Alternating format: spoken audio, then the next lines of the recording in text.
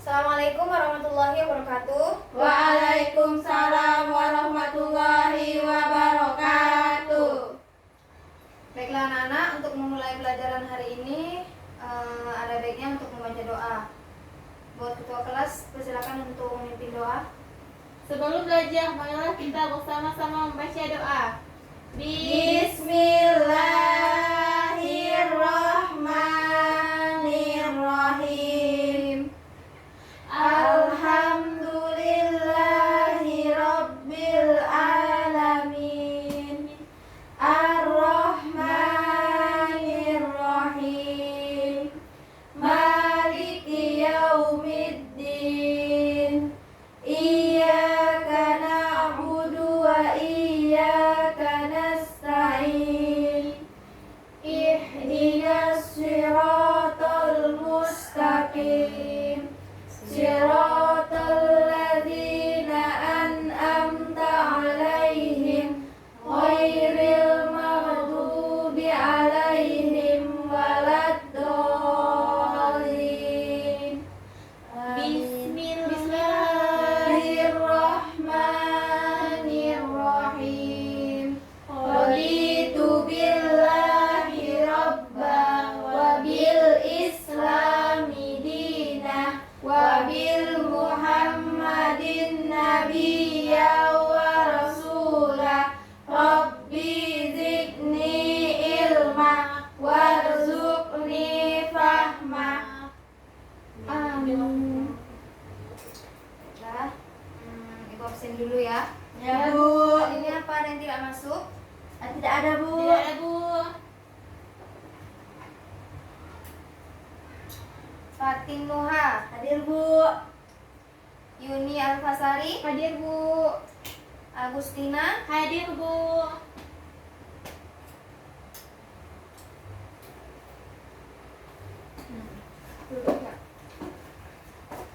Baiklah anak-anak, langsung saja ya. Ada yang tahu materi sebelumnya yang kita bahas minggu kemarin? Peran pesantren dalam Islam di Indonesia, Bu. Ya. Dakwah Islam di Indonesia, Bu. Ya, benar. Sekarang kita akan pelajari tentang nilai-nilai Islam dan kearifan lokal dari berbagai suku di Indonesia. Di sini yang pertama ada implementasi nilai-nilai Islam di masyarakat.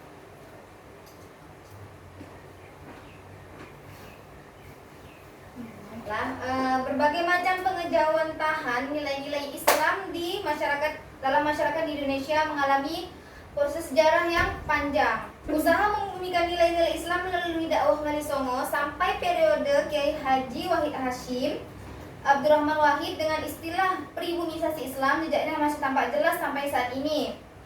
Wujud dari membumikan nilai-nilai Islam ini diantaranya penyesuaian ajaran Islam yang menggunakan idiom-idiom bahasa Arab menjadi bahasa setempat dan atau menggunakan bahasa lokal untuk menggantikan istilah berbahasa Arab. Nilai-nilai ajaran Islam ini tercermin dalam kehidupan sehari-hari, bermasyarakat, bertetangga, dan bernegara. Implementasi nilai-nilai ajaran Islam dalam kehidupan sehari-hari itu misalnya penggunaan nama-nama hari dalam penanggalan, yakni Ahad, Senin, Selasa, Rabu, Kamis, Jumat, dan Sabtu. Selanjutnya nama-nama orang seperti Ahmad, Muhammad, Abdullah, Abdurrahman, dan lain-lain. Pemakaian perhitungan bulan-bulan hijrah untuk kegiatan ibadah, keagamaan, dan lain-lain.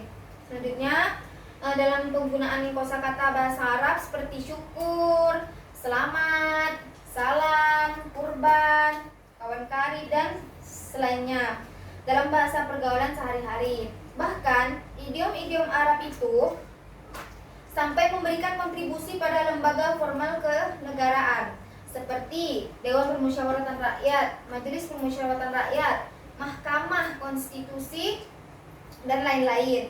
Begitu pula penyerapan kosakata bahasa Arab itu ke bahasa baku atau formal seperti rakyat, masyarakat, wilayah, dan seterusnya. Dakwah Wali Songo ini dilakukan dengan cara yang sangat efektif, yakni efektif dan bijaksana. Wujudnya itu tidak jarang bahasa lokal itu digunakan untuk menggantikan istilah-istilah bahasa Arab seperti penyebutan istilah Gusti, Kang, Murbening, Damadi untuk menggantikan sebutan Allah Rabbil Alamin. Kanjeng Nabi untuk menyebutkan Nabi Muhammad SAW, susuhunan untuk menggantikan sebutan Hadratus Syekh, Kiai untuk menyebutkan Al-Alim, guru untuk menyebutkan Al-Ustad, dan murid untuk Salik. Semua itu dilakukan dengan tujuan kemaslahatan masyarakat secara umum. Selanjutnya di sini ada kearifan lokal dari berbagai suku di Indonesia. Di sini sudah ada ya gambar-gambarnya. Ya, Bu. Yang pertama, kearifan lokal di Jawa. Yang pertama itu ada grebek. Ada yang tahu grebek di sini? Grebek Maulud, ada yang tahu? Tidak tahu. Ini penampakannya seperti ini ya, grebek Maulud. Ya, Bu. Ya, Bu. Jadi sangat istimewa sekali kalau gerbek Maulid di Jawa itu. Acara ini merupakan puncak peringatan Nabi Muhammad SAW yang dilaksanakan biasanya kalau gerbek Maulid ini pada malam tanggal 11 Rabiul Awal. Sultan itu beserta pembesar keraton Yogyakarta hadir di Masjid Agung. Acara ini dilanjutkan dengan pembacaan riwayat Nabi Muhammad SAW dan ceramah agama. Selanjutnya di sini ada suranan. Ada yang tahu suranan?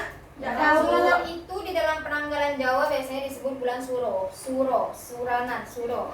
Yang pada bulan tersebut biasanya masyarakat itu biasanya berziarah ke para makam. Sesudah pulang dari makam biasanya mereka membagikan makanan khas yang berupa bubur ya. Di sini ada gambarnya. Merupakan makanan khas berupa bubur yang mana itu melambangkan tanda syukur kepada Allah Subhanahu wa taala. Selanjutnya yang kedua di sini yang ketiga ada megengan.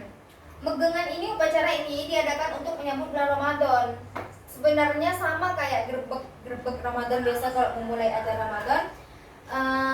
Pada bulan tersebut masyarakat itu biasanya menabuh beduk yang ada di masjid atau biasa berjalan seperti ini, berjalan keliling-keliling kampung gitu sebagai tanda bahwa besok itu sudah memasuki bulan Ramadan.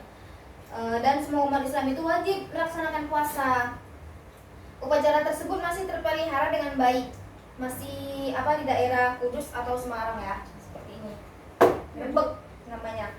Selanjutnya yang kedua ada kearifan lokal di Madura. Yang pertama itu sholawat. Biasanya kalau di Madura itu rutin ya sholawatan, biasanya setiap malam Jumat. Setiap malam Jumat ada budaya sholawatan yang mana diacarakan dengan cara yang berbeda sih biasanya. Tapi jika pada umumnya itu dilaksanakan di masjid biasanya. Kegiatan sholawatan itu masyarakat Madura diselenggarakan di rumah-rumah serta bergantian. Nah biasanya itu ada yang diselenggarakan di masjid, ada juga yang diselenggarakan di rumah-rumah, rumah per rumah secara bergantian begitu. Misalnya hari ini di rumahnya Yuni, terus minggu depan di rumahnya Gustina gitu. Sampai begitu seterusnya sampai kembali ke tuan rumahnya yang awal, dan itu pasti mendapat giliran. Selanjutnya ada rokat tase. Rokat tase itu merupakan kearifan lokal Madura seperti ini, rokat tase. Banyak sampan-sampannya. Biasanya emang di Madura aslinya itu banyak banyak pesisir pantai ya, seperti ini kegiatannya rokat tase. Rokat tase ini dilakukan untuk mensyukuri karunia serta nikmat yang diberikan oleh Allah Subhanahu wa taala. Sekaligus agar diberikan keselamatan dalam bekerja dan kelancaran rezeki. Yang kegiatan tersebut biasanya dimulai dengan acara pembacaan istighosah dan tahlil bersama oleh masyarakat yang dipimpin oleh pemuka agama setempat. Setelah itu, masyarakat itu melepaskan sesaji ke laut sebagai ungkapan syukur kepada Tuhan Yang Maha Esa. Adapun isi dari sesaji itu meliputi ketan-ketan yang berwarna-warni, tumpeng, ikan-ikan dan sebagainya. Budaya roket tase itu itu disebut dengan roket tase. Sebenarnya sama sih kayak budaya kita yang itu rombok-rombok itu kan, tidak jauh dari itu. Tidak jauh dari seperti itu. Selanjutnya ada mulutan. Mulutan karena orang Madura. Mulutan itu sebenarnya sama sih, kayak apa? Maulutan. Maulid Nabi. Oh. Sama sebagai salah satu bentuk pengejawatan rasa cinta kita, rasa cinta umat Islam ini kepada Rasulnya. Perayaan Maulid ini biasanya dilakukan dengan membaca bersanji, dibai atau burdah. Dalam hal ini bersanji atau dibai itu adalah karya tulis seni sastra yang isinya bertutur tentang kehidupan Muhammad SAW, mencakup silsilah keturunannya, masa kanak-kanak, remaja, pemuda, hingga diangkat menjadi seorang rasul. Karya itu juga yang mengisahkan sifat-sifat mulia yang dimiliki Rasulullah SAW serta berbagai peristiwa untuk dijadikan teladan bagi umat manusia. Adapun Al-Burdah atau kumpulan syair-syair pujian kepada Rasulullah SAW yang biasa disusun oleh Al-Busiri. Tapi biasanya kalau di Madura itu ada cara tersendiri. Biasanya kalau di Madura tuh ada ini buah-buahannya besar-besar biasanya di daerah kecamatannya. Iya, Bu. Baiklah, Nana, selanjutnya di sini ada kearifan lokal di Sunda. Yang pertama ada upacara tingkeban. Ini ya upacara tingkeban. Iya, Bu. Iya, Bu. Upacara tingkeban itu biasanya dilakukan oleh seorang yang sedang mengandung atau ibu hamil di usia kandungannya yang berumur 7 bulan. Hal itu dilaksanakan agar bayi yang di dalam kandungan itu serta ibunya bisa melahirkan dengan selamat. Tingkeban ini berasal dari kata tingkep yang artinya tutup. Maksudnya si ibu ini kan sedang mengandung 7 bulan, itu tidak boleh bercampur dengan suaminya 4-10 hari sesudah persalinan. Dan jangan bekerja terlalu berat karena bayi yang dikandung itu sudah besar. Larangan itu dimaksudkan untuk menghindari sesuatu yang tidak diinginkan. Selanjutnya yang kedua itu ada cucura. Ada yang tahu cucura? Siapa di sini orang Sunda? Ada orang Sunda? Tidak ada, Bu. Tidak ada, Bu. Ya, cucura itu kearifan lokal yang biasanya dilakukan oleh kaum ibu yang memasak makanan yang berbeda-beda. Setelah itu, makanan itu dikumpulkan di masjid terdekat untuk dibagikan dan dimakan bersama. Namun demikian, cucura itu tidak selalu dilakukan dengan cara seperti itu.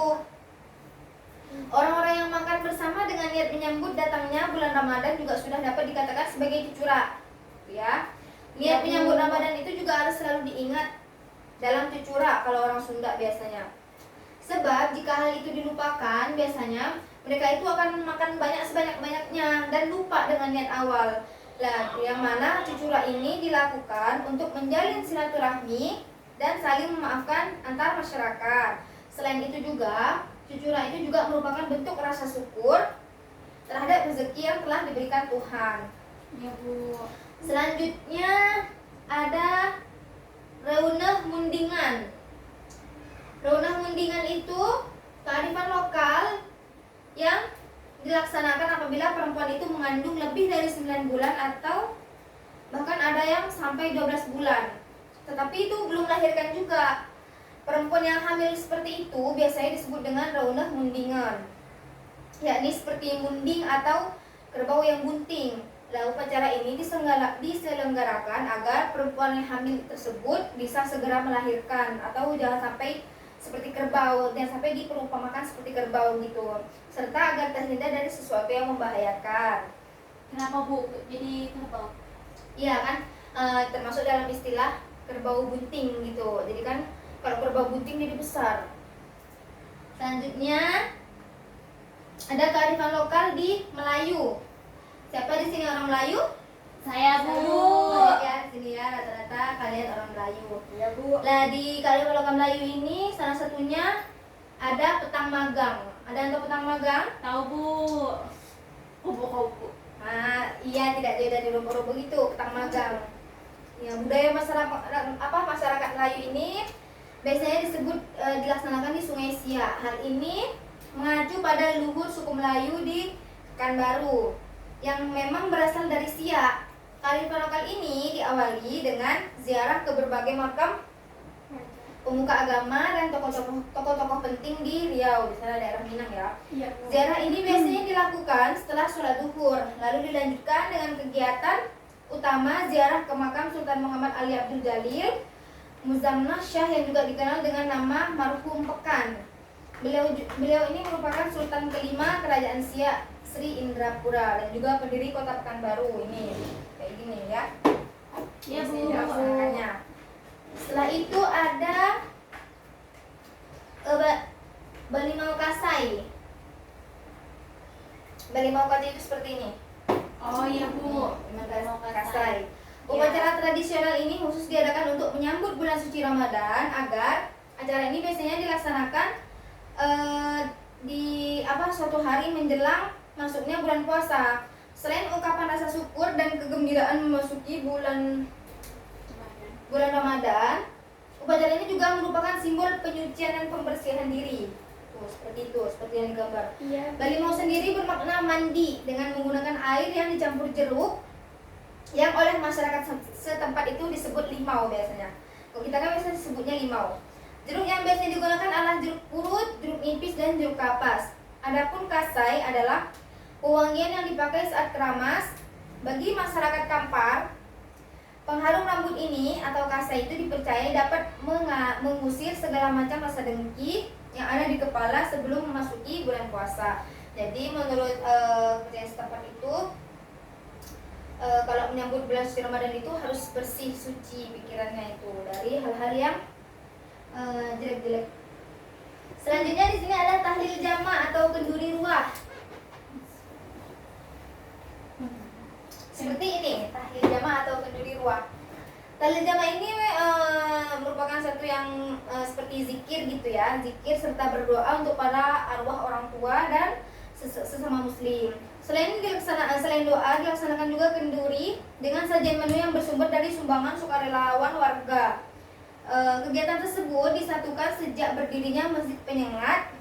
Bahkan sampai saat ini, kenduri ruah masih dilakukan secara berjamaah di masjid tersebut. Warga Pulau Penyengat, Kota Tanjung Pinang, Kepulauan Riau mempunyai tradisi khas menyambut datangnya bulan puasa. Seperti itu.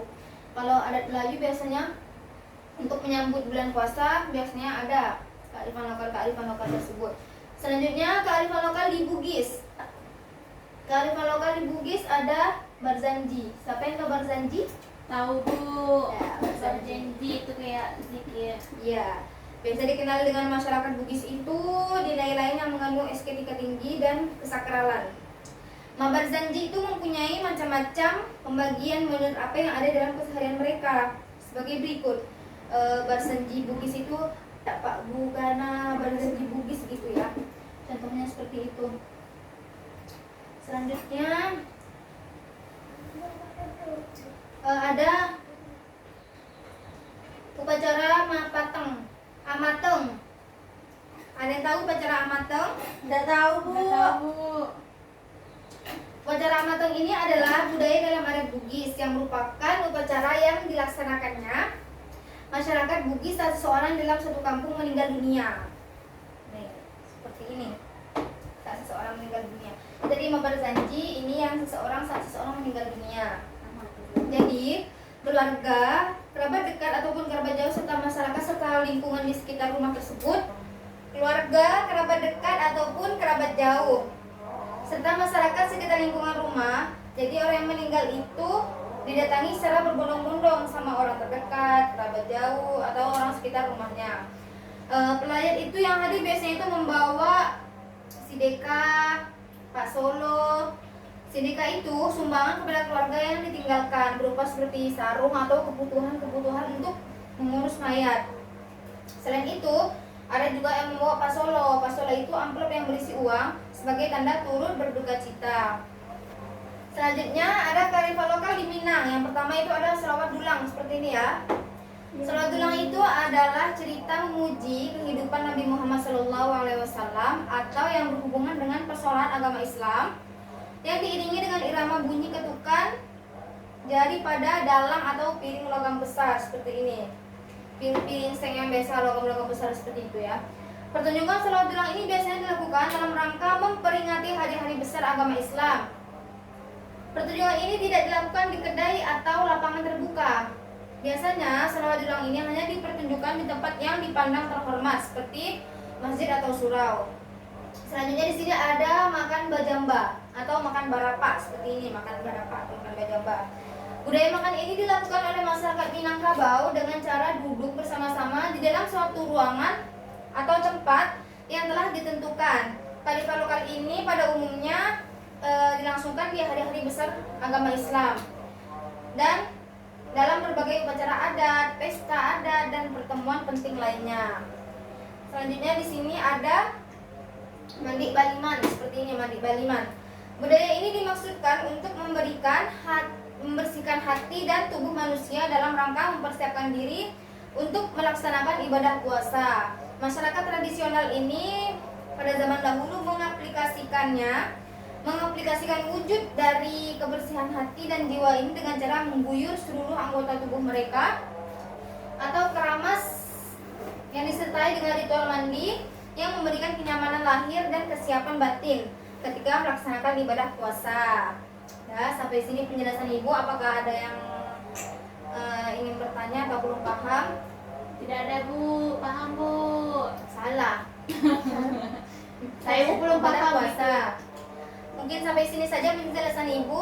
Silakan kalian lihat masing-masing bukunya. Apabila ada yang ingin ditanyakan, silakan ditanyakan. Baiklah, apakah ada yang ingin bertanya? Saya Bu. Ya Yuni, silakan. Itu Bu, nanya yang di poster gambar pertama Bu, yang gerebek maulud. Yang ini. Ya Bu. Ya, kenapa? Itu tradisi gerebek maulud itu diadakan setahun itu berapa kali Bu? Gerebek Maulid itu kan diadakan untuk memperingati hari Maulid.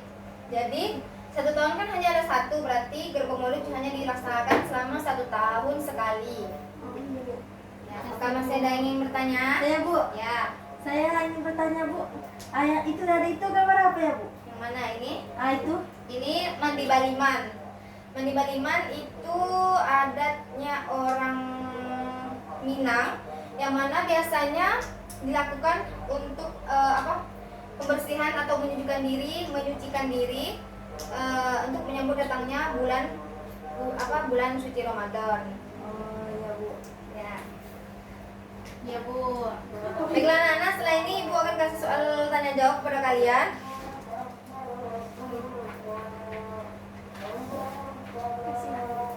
Kasih Bu. Kalian kerjakan selama 5 menit. Setelah itu dikumpulkan ke Ibu ya. Baiklah, sudah 5 menit, silakan kumpulkan ke Ibu.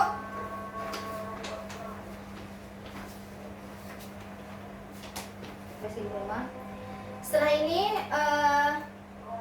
sedikit Ibu simpulkan dari penjelasan di atas. Yang pertama itu implementasi nilai-nilai Islam di masyarakat. Sebagai pedoman dasar, Islam itu mengatur seluruh seisi kehidupan manusia tanpa dibatasi tempat dan zaman. Islam itu tidak hanya berlaku untuk bangsa Arab saja, meskipun diturunkan di Jazirah Arab. Oleh karena itu, nilai-nilai Islam itu harus mewarnai segala aspek kehidupan. Berbagai macam pengenjawatan nilai-nilai Islam itu dalam masyarakat di Indonesia mengalami proses sejarah yang panjang. Usaha membumikan nilai-nilai Islam itu jejaknya masih tampak sangat jelas sampai saat ini. Implementasi nilai-nilai ajaran Islam itu dalam kehidupan sehari-hari, misalnya penggunaan nama-nama hari dalam bentuk penanggalan, nama-nama orang, pemakaian perhitungan bulan-bulan Hijriah untuk kegiatan ibadah keagamaan, penggunaan kosakata bahasa Arab, dan seterusnya. Selanjutnya ada kearifan lokal tadi ya, Ibu sempat disebutkan. Di masyarakat Jawa itu ada gerebek maulud, terus ada gerebek maulud, sekaten, takbiran, magengan, suranan. Di Madura itu ada rokatase, terus di Sunda itu ada tingkeban. Di Sunda itu ada tingkeban tadi ya. Selanjutnya di Melayu itu ada petang magang, baliman kasai, ada ahlil jama. Selanjutnya di Bugis itu ada upacara marateng atau barzanji. Ini ada upacara, dan selanjutnya ada sholawat dulang, mandi baliman, dan makan bajamba atau makan barapa. Tapi kebanyakan di antara kearifan lokal tersebut dilaksanakan untuk mewujudkan kearifan-kearifan lokal dalam wujud keagamaan atau budaya Islam ya. Mungkin segitu aja yang bisa Ibu rangkum dalam materi tersebut. Materi-materi tersebut bisa kalian dapatkan di perpustakaan, di media offline atau online. Kan sudah banyak ya. Juga bisa kalian teliti di rumah-rumah kalian. Misalkan di daerah kalian masing-masing, kali ini orang apa, bisa kalian lihat masing-masing apa kearifan lokal tersebut di suku kalian. Ya Bu.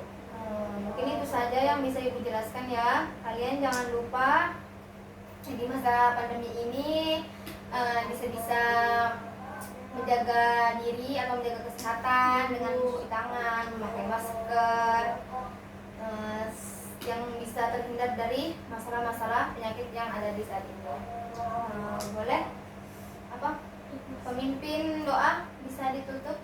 Sebelum pulang adalah kita bersama-sama membaca doa. Bismillahirrahmanirrahim. Wal asri innal insana lafi husrin illal ladzina amanu wa amilus solihati wa tawasau bil haq wa tawasau bis sabr. Walhamdulillahi rabbil alamin. Semoga pelajaran hari ini bisa bermanfaat untuk kita semua. Amin. Selanjutnya Ibu akhiri. Wassalamualaikum warahmatullahi wabarakatuh. Waalaikumsalam warahmatullahi wabarakatuh.